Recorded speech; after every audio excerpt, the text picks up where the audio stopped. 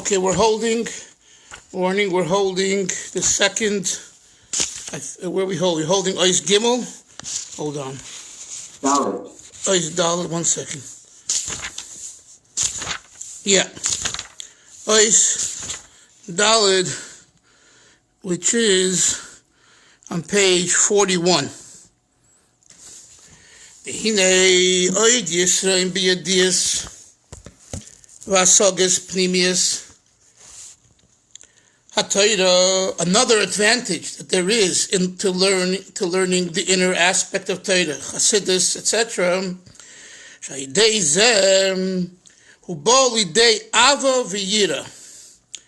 This point that Rebbe didn't make earlier.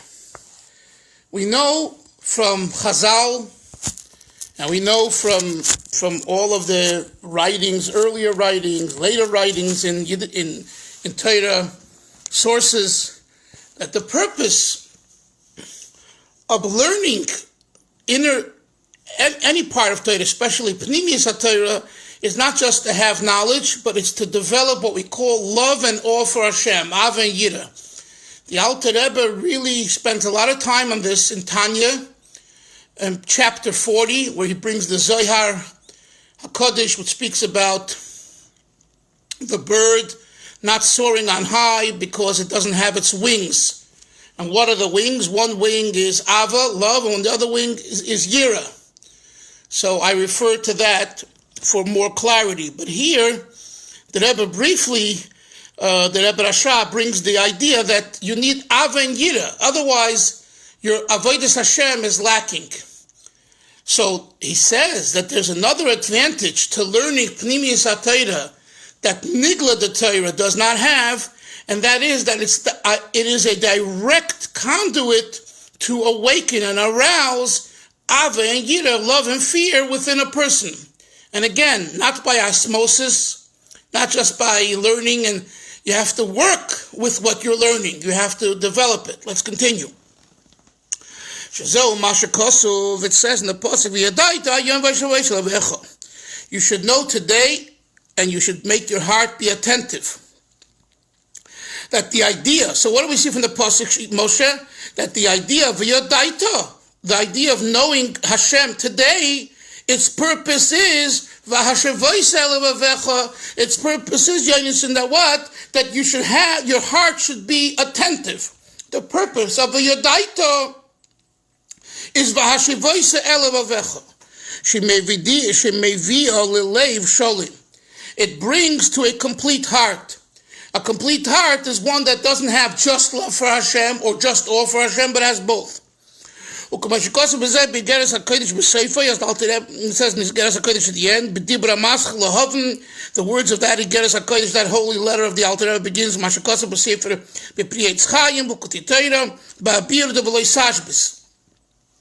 there's a mimer of the Alter Rebbe in Likutei Torah, a very important mimer. Every mimer is important, but that one in particular, which is called Bahabir, the explanation of Olei Sashbis.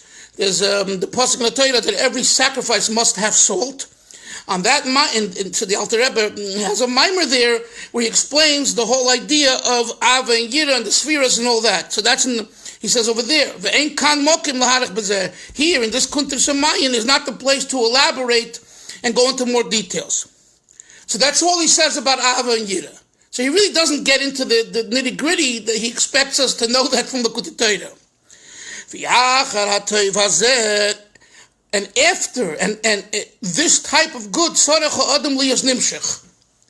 the Rebbe says here a fantastic thing. He says, this is good. I'm telling you that this Ava and Yira is good stuff. And after this good things of Ava and Yira, you shall be drawn, you should follow, you should pursue. And this should be one's entire will and desire. And this is where you should attain pleasure from pursuing Ava and Yira. Because this good is based on its qualitative good. In other words, the Ava and Yira is good, and therefore us pursuing this Ava and Yira we benefit from the good that naturally Av and Yira have, love and awe and have for Hashem. So we will benefit from it. And when we do that, Nishlam HaKavana, the purpose of which we were created, is completed. Shebo El HaTachlis, we come to the ultimate, Shebeshvila Nivra, for which this purpose we were created. Next page, 43. Conversely, when one is drawn after Gashmias and bodily matters,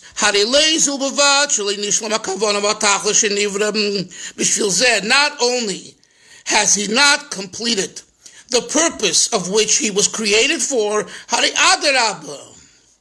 on the contrary, who made it nafshe mimailosei muhusei hanaila, he lowers his soul from its essential qualitative advantage.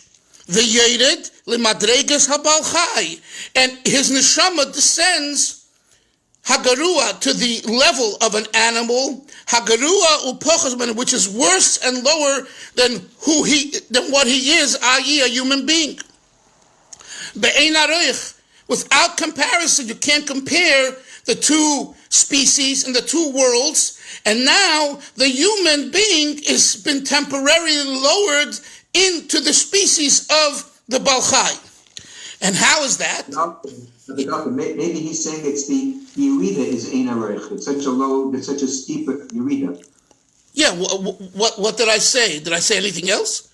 Oh, I said that the Yerida is the difference between Adam and Balchai.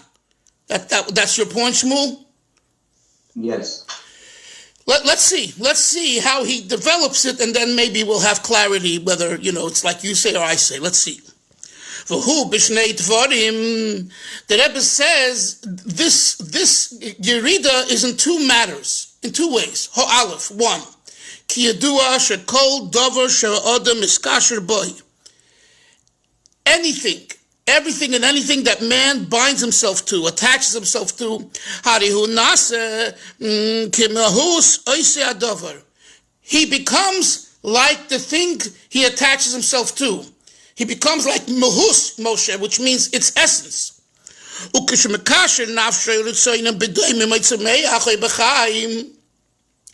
And when he attaches his soul and his will, his inner will, to the inanimate or to the vegetation, or to the living, lisanik bahem, to derive pleasure from any of these species, harehu nasa kimoyem, he becomes like those species. That's v'oid, now in the brackets, in the parentheses, v'oid. The Rebbe says, v'oid lamata mehem, man becomes lower than them. So I think here Shmuel is talking about man. Shaharei hu mikabel mehem.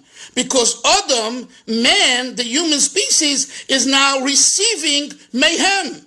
He's getting pleasure from the animal, from the vegetative, so he has lowered his status to the status of an animal and a vegetable, etc. And the Rebbe emphasizes, and I think it's important here to point out, here we're talking about not that essentially an animal's bad and vegetation's bad. Of course they're not. They're part of creation. They're part of the system. But the pleasuring oneself with these type of pleasures, that's the problem. That's what he says. You could eat, you could sleep, you could ride an animal, we're supposed to use gashmias, but not to look for the tainuk, the pleasure that the bodily, heathenistic or humanistic pleasure that we derive from the gashmias. Here, look, listen, Shmuel, to these words. He, the man, descends, he lowers himself, from his quality of being a medaber, to those levels. This is a great yerida because he's a medaber. So this is one negative quality, one negative aspect coming from the yerida. Moshe, is it clear? Yeah? Yeah, Yeah, it's clear. Okay. Yeah, thank you. I heard that heavy sigh. I guess you're internalizing it. Well, it reminds me about over 20 years ago. I remember I said what I thought was going to be a nice Devar Torah at the table about something connected with this. It wasn't that I learned this, but it was a similar message. It was basically saying this message about how a person could, so to speak, become low like this. Like, yes. You know, and I remember it happened to be that one of my Rebbeim from Chappelle's, their family was at the table. We had invited them. And I remember he looked at me like I was from outer space, meaning he understood it perfectly.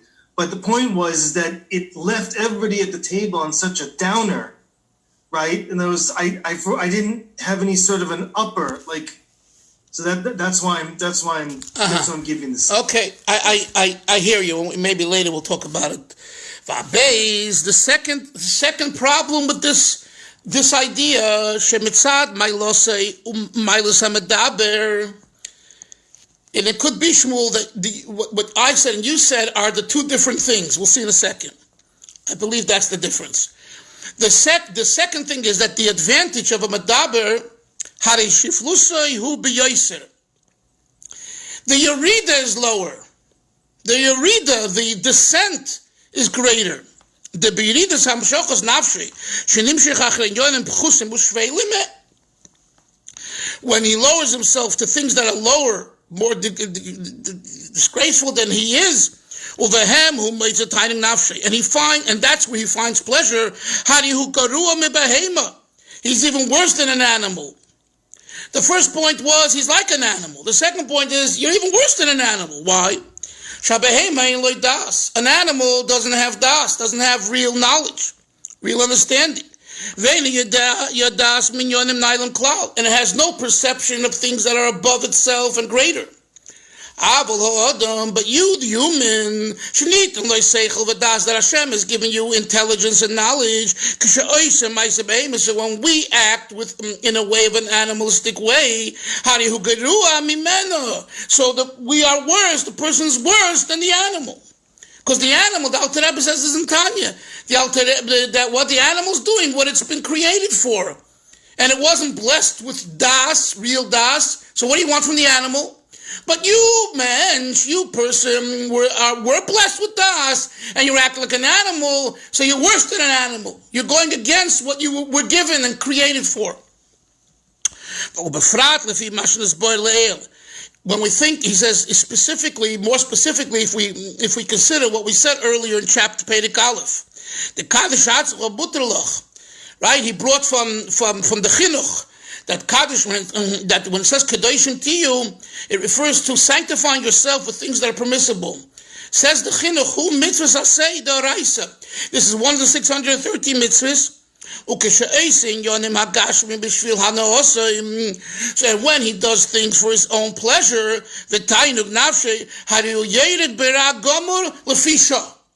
very important.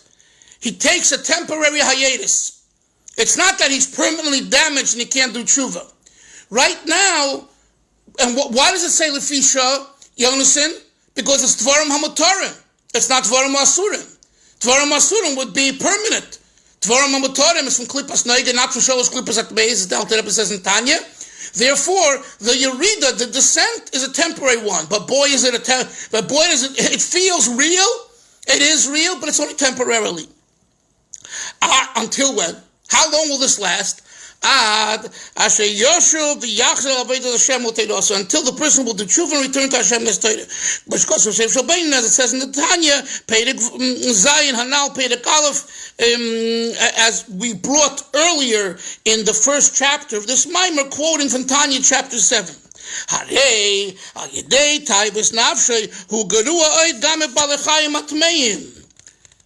Through the taivas that the person indulges in, he's worse than even the most contaminated and tamei behemoths. You understand what's going on here? Because a pig does its job. It's a pig. You know what it is. You know what you're getting. But someone who's a yid, someone who's a man, and he acts like a pig, he's even worse than he's going against what he was created for. As will be explained. And if so, he concludes his thought. Where is all this coming from? All this is coming from the Yetzer Hara that convinces him with all kinds of arguments to indulge in the pleasures. I love the language. This is an awesome stupidity.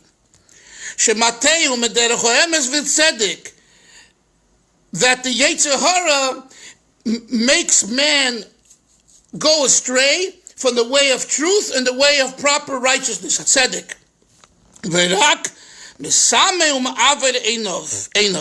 What does the Yetzer Hara do? He blinds him. Don't look. Just indulge. Don't think too much. Don't philosophize. Don't meditate. Just indulge. Next page. Page 45. And the Yetzer Hara succeeds in convincing man that this taiva is good for him. This is what he should think about to get out of it. Here is the answer, Moshe. Here is an answer to the problem. Is this the best for me? It's all nafshi, niten li, singular. I was given a special neshama nefesh. And is this taiva what I was given such a neshama for? It's ridiculous. V'chizel kavanasi. He's still in the middle of the thought that will help him vacate the taiva. V'chizel kavanas briosi ba'olam. Is this the purpose why Hashem put me on earth? The Rebbe says, think for a moment that the Yetzer Hara is telling you, here, look at it, look at this taiva, look at it, it's delicious. That itself is an indicator that you need to distance yourself mizeh betachlis, with the ultimate distance. That God forbid you shouldn't descend your neshama into these taivas. The fact that the Yetzer Hara says, look at it, that itself should be a pointer, an indicator to you, run away from it. So rather, what should be my pursuit? My good should be being yonim, ruchnim, v'nailim, in spirituals and elevated matters. Shehem toivim be'emes. They are truthfully good. Ubefrat basic especially. This is all good matters of goodness and kindness. More specifically, basic atayra, studying Torah, that's the ultimate good and pleasure, the most truthful goodness and pleasure. That's the way one's neshama is really fulfills and completes the reason why it was created. Torah. Kitzer, synopsis of the paragraph.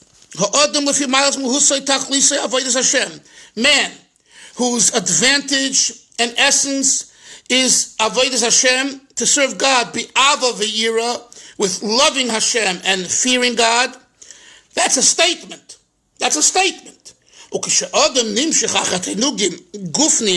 And when man pursues bodily pleasures, indulgences, meired nafshe, he descends his soul, he lowers his soul, liskasher b'mashe poches mimenu, he lowers his soul to a realm that's lower than himself, lekabel me'itoi, to receive from them. So all of a sudden he becomes subservient to the lower realm, and v'gorua mibali hachayim she'en lem das, lekabel me'itoi v'gorua, and worse, mibali hachayim she'en lem das. All of a sudden man is receiving from what? From the animals who don't have das.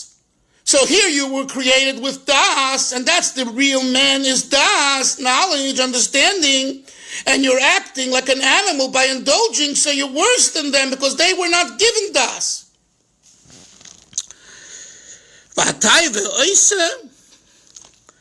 What does the taiva do? The taiva shmul makes that what's permissible, it makes it temporarily bad. In other words, dvarim hamutorim, permissible matter is permissible. It's there for us to elevate. That's the whole the teres of Baal Shem Tov.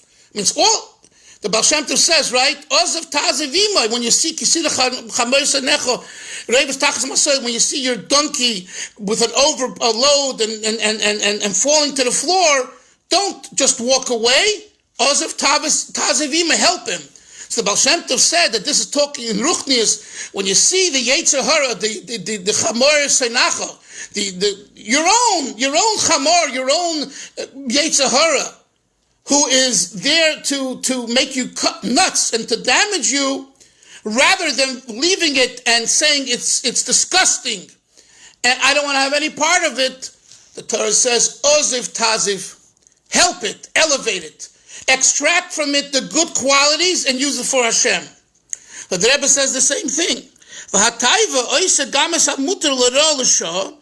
The taiva makes what's really permissible temporarily bad. It's really permissible matter, eating, sleeping, and all the other indulgence issues of Gashmias. But the taiva, the indulgence, the lust, all of that, that's what makes it temporarily bad. You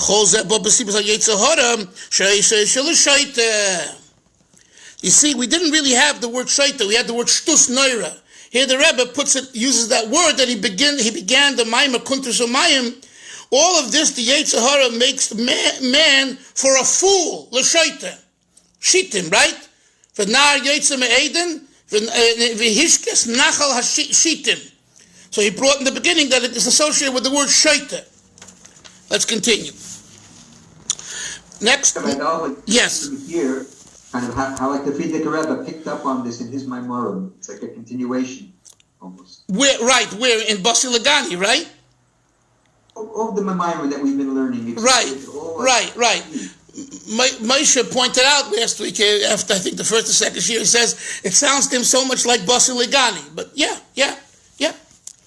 Okay, Maimer Beis, second Maimer, Perek Aleph. Because it's all a continuation. The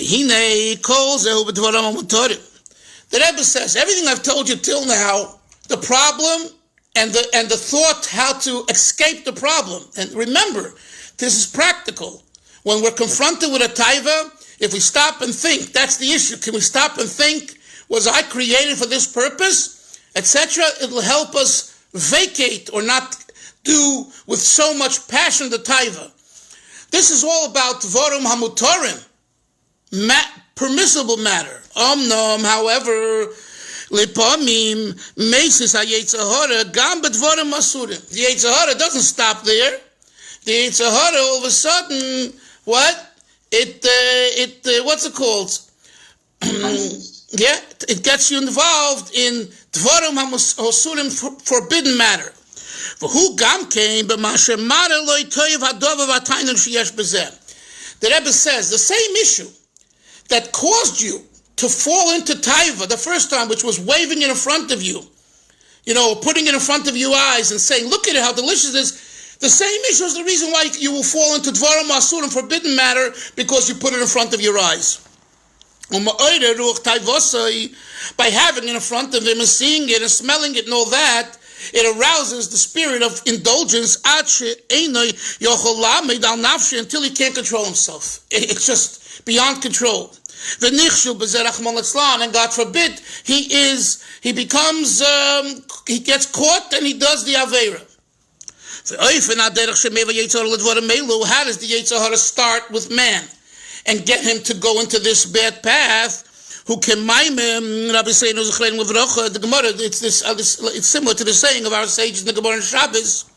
Quote: so is the work of the Yetzer Hara. Today it says do this little thing. Miss a little bit of dominion. You just COVID outside. Just daven at home and just forget about everybody. If you're going out, and just one day just relax, just take it easy. Not that you really, you're watching and careful, and therefore, I'm not talking about that. And tomorrow he says to him, yesterday you made a little breach this way. Today make a little more of a breach the other way. Until the Yetzer Hara tells the person, go serve idols. First, the Yetzer Hara convinces him to indulge in permissible matter. It's much easier to make man desecrate things that are permissible, right? It's kosher. It has 75 hechshedim, bezdin, cheredes, sam sefer, bells, and OU and okay. So what's the problem? It's permissible. So come on, take a taste. Indulge a little more and more. What does it cause? It causes that there is a lining of grubkeit. There is a lining of coarseness and corporeality and geshem benafshe. His soul has become gashmius. His soul has become so acquainted to the gashmius that it feels gashmius, and it's a soul. The desires of the nefesh habamis become greater and greater, umisrabim, and multiply, lirtzis b'chol davar, to want everything. I must have everything, please. And his desire is very passionate and very powerful. He wants all kinds of taivas.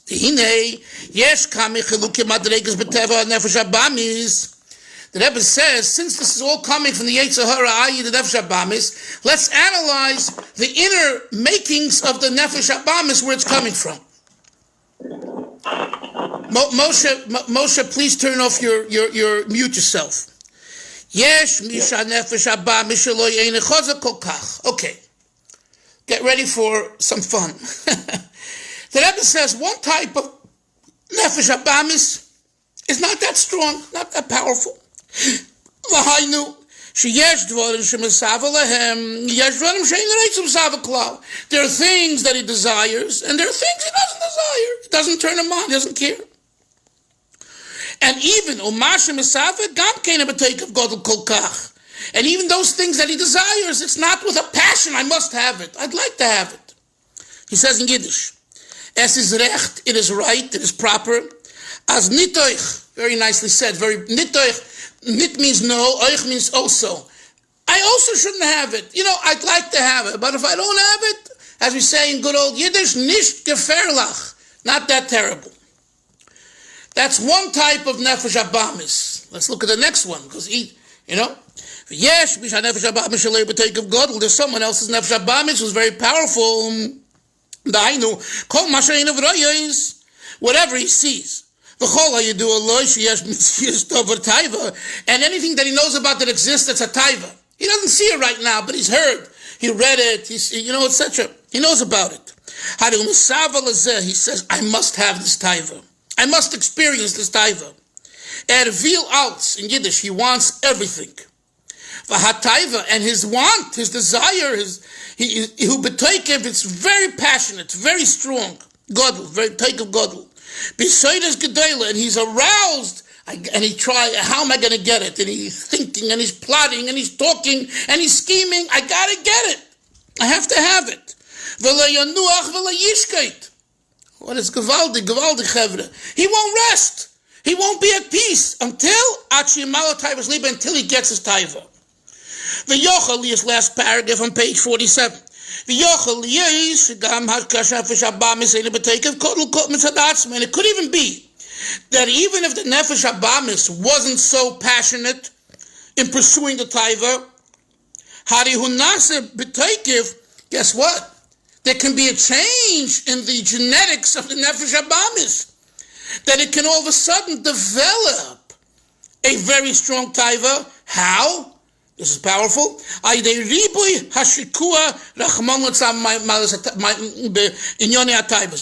immersing yourself constantly in the indulgence. Right? Habit makes second nature, right? Practice makes perfect. Well, you start off The taiva, it's not, if I have it, I have it, I don't have it. But all of a sudden it comes to you, so you take it once and second time and third time, and it becomes part of who you are, where you can't live and exist without it. So we call that, I want you to underline it, Ribui Hashikua. The Alter Rebbe uses the words in chapter 23 in Tanya, Roiv Hishtamshus. Those Yonason are the Alter Rebbe's words. The multitude of usage, right? You become one with the item that you keep on using. You become an old horse, an old car is better than a new one. It becomes part of you. You're accustomed, you know what's going on. Well, so too here. Doing it once and twice, Ribi Ashikua, being immersed over and over in this taiva, although it started off where you didn't, you weren't so passionate about it, it becomes part of you and you must have it. The addiction stage. With the Rebbe Rashab, a chassid came to the Rebbe Rashab and he said, Rebbe, I still have all these taivas, and these taivas, what's going on? He said, it's no wonder with all the breakfasts you've had over all the years. Yeah. Well, it's so true, Shmuel. It's so true. It's gefährlich. Let's go on. Did he say breakfast? Yes. Breakfast. All the fruit. Yeah, exactly. It's a symbol. It's a symbol, right? Anyway, I don't want to think about it because it's sometimes very depressing, and I want to be happy. Let's go weiter. Man becomes coarse and grub. Be'etzim, in its very essence and core, from just the multiplying a multitude and constant repetition of the taiva. And he repeats now what he said again, that although in essence the nefesh habamis, his nefesh habamis, isn't this type A kind of personality, and he's not someone that must have everything right now. Nevertheless, but through doing it over and over and over, that he fulfills his indulgence, he strengthens his nefesh habamis, to want everything, and everything that he wants with a great passion. Next page, 49. The Yedua that take of the nefesh habamis is Geirem Chalishu the nefesh halikis.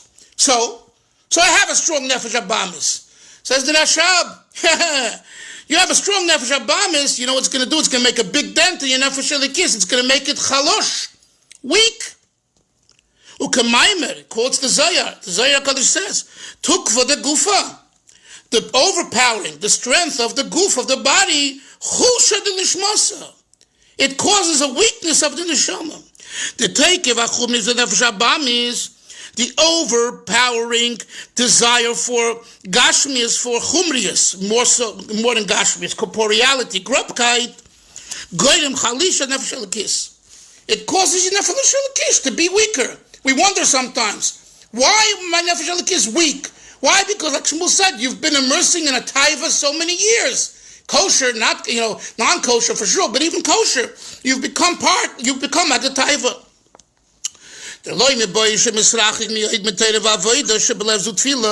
When you have a chalishut, a weakness, in the nefesh halikis, it causes a breakdown in the excitement of Torah avodah, and especially avodah shebelev, which is tefillah. You don't daven, you don't feel, you don't get it, you don't identify with the words in davening. So you're saying it's lip service, but you don't really get it. And part of the Chabad ethos of davening is to comprehend a godly idea, a godly concept. Not just to say words, even if you understand the words. It's to understand an Einoid Milvadai, a Bria Yesh Miayim, Ex Nilo. Is he with us? Is he Korov? Is he close? Is he distant? How is he both? And it's to try to meditate on these ideas. So this becomes impossible. Look at the words. Ein shayach klal. It's not that you all of a sudden you're not smart. You have a smart head. But guess what? You're so immersed in Gashmias that you're not at all in the realm to perceive and understand something that's more intellectual and godly.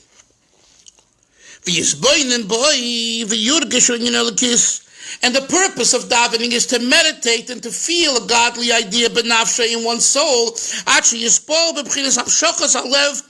until you'll have hispilus, emotionalism. You'll really be moved that your heart will be drawn to cleave to God, and to be incorporated in godliness. He's not shaykh at all to this klal at all. Why not? Because he's elsewhere now. He's in the taiva.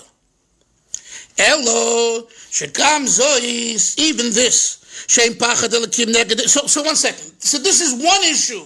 He's now describing the chalishus of the nefesh elokis that's caused by the taikif of the nefesh abamis. By being so immersed in nefesh abamis, it causes the chalishus. The first chalishus, he says, is that your davening is atrocious. You aren't able to meditate. You aren't able to understand the word of godliness. It's just, you're elsewhere. That's number one. Number two, all of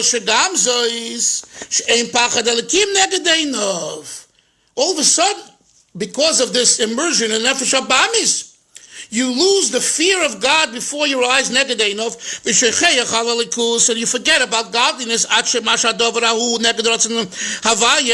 forgetting that this item that you want to indulge in is against God's will, and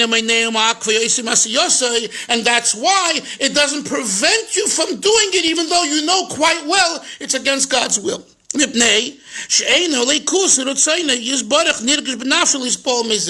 Because you don't feel godliness. When you don't feel godliness, then a person can do anything. So the immersion in the Dvarim HaMutorim or the Nefesh Abamis and causes you to become so coarse where you don't feel godliness, and therefore you have no feeling, no ispilus, and therefore you can do whatever you want.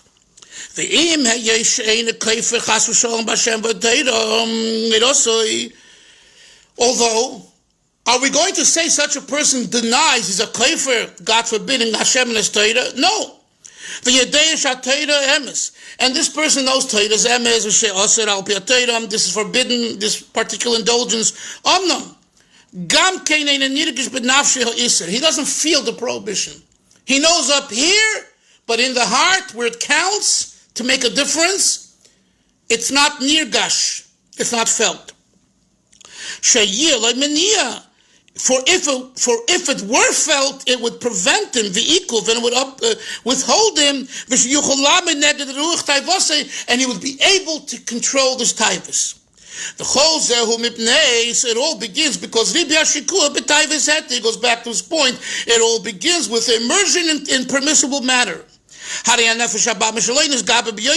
So that indulgence in permissible matter strengthens the nefesh habamis. It's like strong now. It's like practiced and worked out, and it's very strong.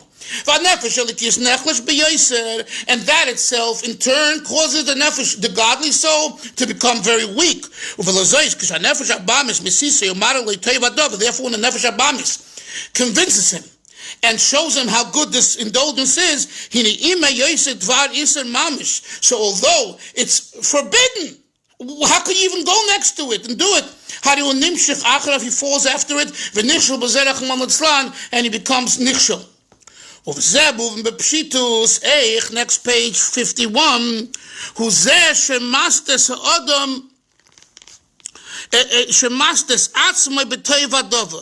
And this is how he makes man incline to the goodness of the Gashmias, which is really bad for him, and it lowers his soul. He'll explain later the effects of this downgrade. We'll stop here because we have to go now, but we'll continue tomorrow, Mitzvah Shem, talking about this. So this is, you could say, a heavy Musar, but it's not Musar, it's Chassidus. That's it. Chassidus, let's not kid ourselves, is also about refining yourself and knowing yourself, and it's basic Tanya. The Rashab is just explaining at length, some basic ideas in Tanya. So There's nothing here to be ashamed of and afraid of, Moshe.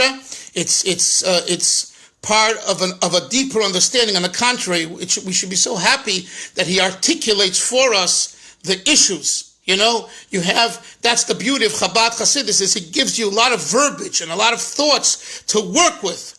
Rabbi Kunin once told me, when I had an issue with a Chabad house in Marin County, and the judge ruled against us, so I was very, very upset. So I spoke to Rabbi Kunin, and like, Rabbi Kunin, what am I going to do? I'm going to be out of a shul, out of a Chabad house. Rabbi Kunin said, how many, and I told him that the judge wrote a 12-page opinion against Chabad, about usage of Chabad house in a residential neighborhood. He says, that's great.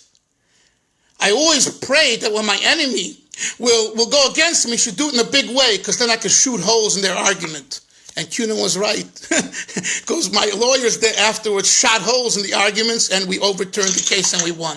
So the fact that the Rebbe Rashab is elaborating on these issues, which you could say is like so morbid in a way, and it's good. This way we have what to work with. Have a great day, everyone. Sei gesund. A good chodesh to everyone. We'll see everyone tomorrow. Tomorrow we're going to learn. Moshe will go back to our time tomorrow because of the davening. We'll go back to our time at 7:30. Just for a week and a half or so. I'm sorry, but I have to do that. Okay? Sei gesund. Bye bye. Okay. Bye bye. Bye bye.